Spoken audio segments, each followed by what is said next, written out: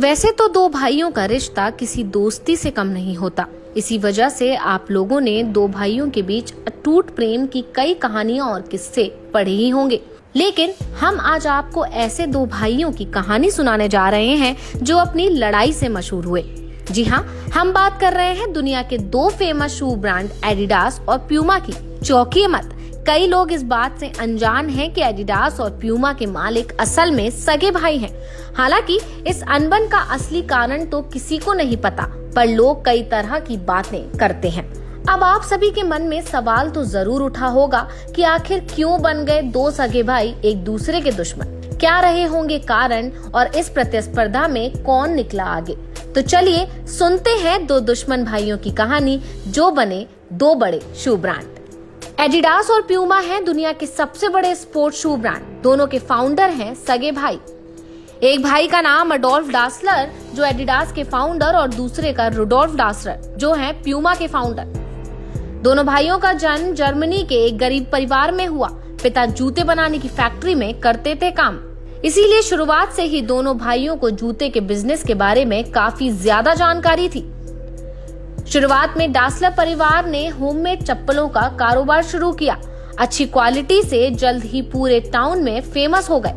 इसके बाद दोनों भाइयों ने एक स्पोर्ट्स शू कंपनी खोलने का विचार किया। कंपनी का नाम रखा द डासलर ब्रदर शू कंपनी। ये कंपनी जर्मनी के छोटे से टाउन में स्थित है। अडोल्फ डासलर का दिमाग जूतों की डिजाइन बनाने में बहुत अच्छा था, वहीं रुडोल्फ को मार्केटिंग का अच्छा ज्ञान। अडोल्फ जूतों को डिजाइन करते थे और रुडोल्फ इस बात पर ध्यान देते थे कि बिक्री कैसे बढ़े। 1936 में हुए ओलंपिक के दौरान डासलर ब्रदर ने लेजेंडरी एथलीट जेसे ओवेन उनकी कंपनी के जूते पहनने के लिए किया राजी। ओवेन ने उस साल जीते थे 4 स्वर्ण पदक। डासलर ब्रदर को रातों रात पूरी दुनिया में मिली पहचान। जैसे जैसे कंपनी ऊंचाइयों की तरफ बढ़ रही थी वैसे वैसे दोनों भाइयों के रिश्तों में खटास बढ़ रही थी।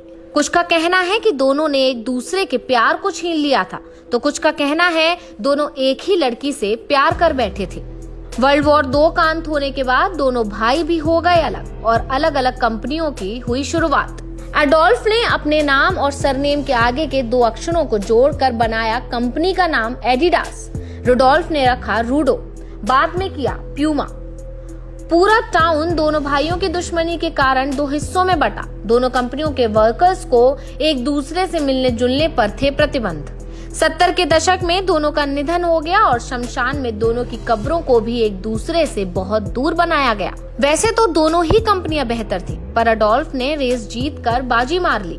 टाउन में अडोल्फ की मूर्ति भी है स्थापित। एडिडास में लगभग 40,000 कर्मचारी हैं, तो वहीं प्यूमा में 10,000 करते हैं काम। 2019 में एडिडास का मूल्य तकरीबन $16.48 बिलियन था, जबकि प्यूमा का $4 बिलियन।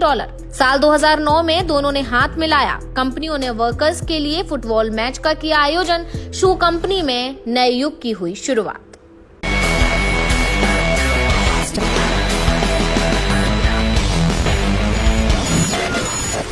InstaFeed